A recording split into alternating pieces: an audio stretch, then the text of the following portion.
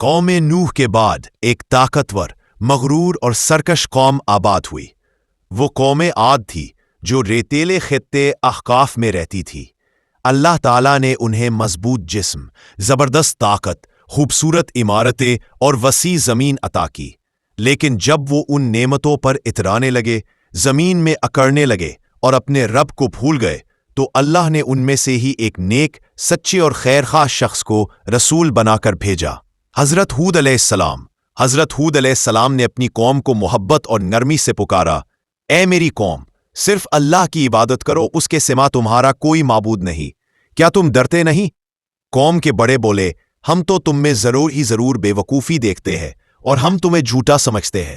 حضرت ہود علیہ السلام نے فرمایا، اے میری قوم، مجھ میں کوئی بے وقوفی نہیں، میں رب العالمین کی طرف سے رسول ہوں۔ میں تمہیں اپنے رب کے پیغامات پہنچاتا ہوں، تمہارا خیرخواہ ہوں اور وہ باتیں جانتا ہوں جو تم نہیں جانتے۔ انہوں نے فرمایا، کیا تمہیں اس پر تعجب ہے کہ تمہارے رب کی نصیحت تمہارے اپنے ہی ایک آدمی کے ذریعے تمہارے پاس آئی تاکہ تمہیں خبردار کرے؟ یاد کرو جب اللہ نے تمہیں قوم نوح کے بعد زمین کا وارث بنایا اور تمہیں جسمانی قوت میں ان سے بڑھا دیا۔ اللہ کی نعمتوں کو یاد کرو تاکہ تم کامیاب ہو جاؤ۔ اے میری قوم، اپنے رب سے مغفرت مانگو، پھر اس کی طرف رجوع کرو، وہ تم پر آسمان سے بارشیں خوب برسائے گا، تمہاری طاقت میں اضافہ کرے گا اور مجرم بن کر منہ نہ موڑو۔ لیکن وہ اپنی ضد پر اڑے رہے اور کہنے لگے، اے ہود، کیا تم اس لیے آئے ہو کہ ہم صرف ایک اللہ کی عبادت کریں اور ان سب کو چھوڑ دیں جن کی عبادت ہمارے باپ دادا کرتے آئے ہیں؟ اگر تم سچے ہو تو وہ عذاب لے آؤ جس سے تم ہمیں ڈراتے ہو۔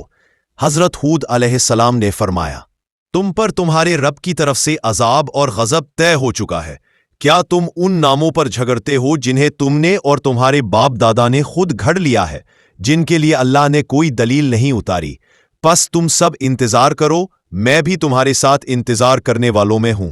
قوم نے کہا، اے ہود، تم ہمارے پاس کوئی کھلی نشانی نہیں لائے، ہم تمہارے کہنے سے اپنے معبود نہیں چھوڑیں گے اور ہم تم پر ایمان لانے والے نہیں۔ ہم تو یہی سمجھتے ہیں کہ ہمارے کچھ معبودوں نے ہی تمہیں قہر و غضب کے طور پر نقصان پہنچایا ہے۔ حضرت ہود علیہ السلام نے کہا، میں اللہ کو گواہ بناتا ہوں اور تم سب بھی گواہ رہو کہ میں ان سب معبودوں سے لا تعلق ہوں جنہیں تم اللہ کے سوا پوجتے ہو۔ اب تم سب مل کر میرے خلاف جو کچھ کر سکتے ہو کر لو اور مجھے بے شک ایک لمحے کی مہلت بھی نہ دو۔ بے شک میں نے اللہ پر بھروسہ کیا ہے جو میرا رب بھی ہے اور تمہارا بھی۔ کوئی جاندار ایسا نہیں جس کی پیشانی اللہ کے قبضے میں نہ ہو۔ میرا رب سیدھی راہ پر ہے۔ اگر تم منہ موڑتے ہو تو میرا فرض صرف پیغام پہنچانا ہے۔ میرا رب تمہارے علاوہ دوسری قوموں کو تمہاری جگہ لے آئے گا اور تم اس کا کچھ نہیں بگاڑ سکتے۔ میرا رب ہر چیز پر نگہبان ہے۔ جب انہوں نے حق کا انکار کیا اور اپنی سرکشی میں بڑھتے گئے تو اللہ نے انہیں اپنی پکڑ میں لے لیا۔ ایک سخت، تیز، گرجدار اور تباہ کن آندھی ان پر مسلط کر دی گئی جو کئی دن اور کئی راتیں ان پر چلتی رہی۔ وہ اپنے گھروں میں اس طرح گر پڑے جیسے کھوکھلے تنے ہوئے درخت ہوں۔ اللہ نے انہیں دنیا میں ذلیل کر دیا اور قیامت کے دن ان کے لیے اور بھی سخت عذاب ہے۔ ان کے بعد کوئی بستہ نہیں رہا، ان کی بستیوں پر سب کچھ مٹ گیا، گویا وہ کبھی تھے ہی نہیں۔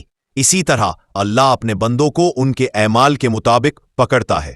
بے شک ایمان والوں اور تقوی اختیار کرنے والوں کے لیے دنیا و آخرت میں نجات ہے، اور جو لوگ جھٹلاتے ہیں ان کے لیے عذاب رسوا کن ہے۔ اللہ نے حضرت ہود علیہ السلام اور ان کے ساتھ ایمان لانے والوں کو اپنی مقدسات کیا، رحمت سے بچا لیا، کیونکہ وہ ایمان والے اور تقوی رکھنے والے تھے۔